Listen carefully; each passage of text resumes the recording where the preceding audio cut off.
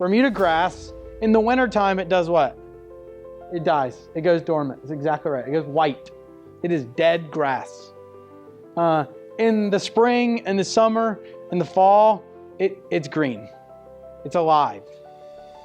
Our brains, each of us, are either growing or they're dying. So the fact that you're in this room today shows me that you're in this room to help this thing grow. Everything that we're going to do beyond this point is going to help provide some ideas and some context for how you can best elevate other people. Because when you elevate other people, what happens? They perform better and you look better. And if your people are getting better, what happens? Almost every single time, the whole team gets better.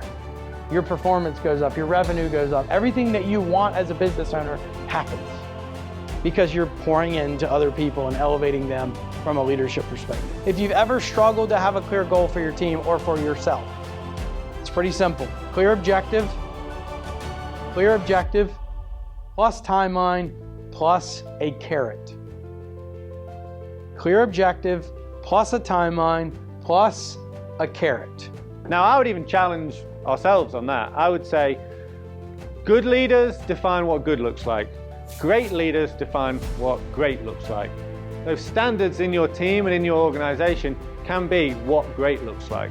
And I would encourage you all, when you think about standards and expectations, you should always challenge your team to go the extra mile, and you need to define what great looks like.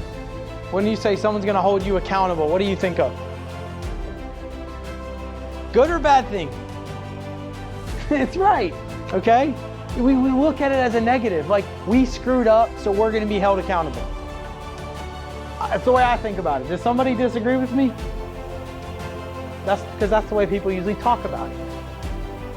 Now, it feels like, oh, we got to go have this dialogue because we're big bad boss, and we got things to share with people that they're not doing. Now just think about this. Empathy is putting yourself in somebody else's shoes and acting differently because of it.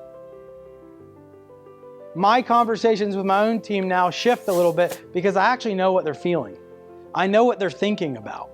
It doesn't mean I'm not going to go have the dialogue. April, we're going to go have the dialogue if it's required. It's our obligation.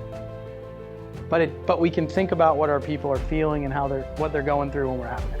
If we're going to get to some level of our actions inspire, empower, and serve in order to elevate others over an extended period of time, I like to use something called the PTS method. And all it stands for is prepare to serve.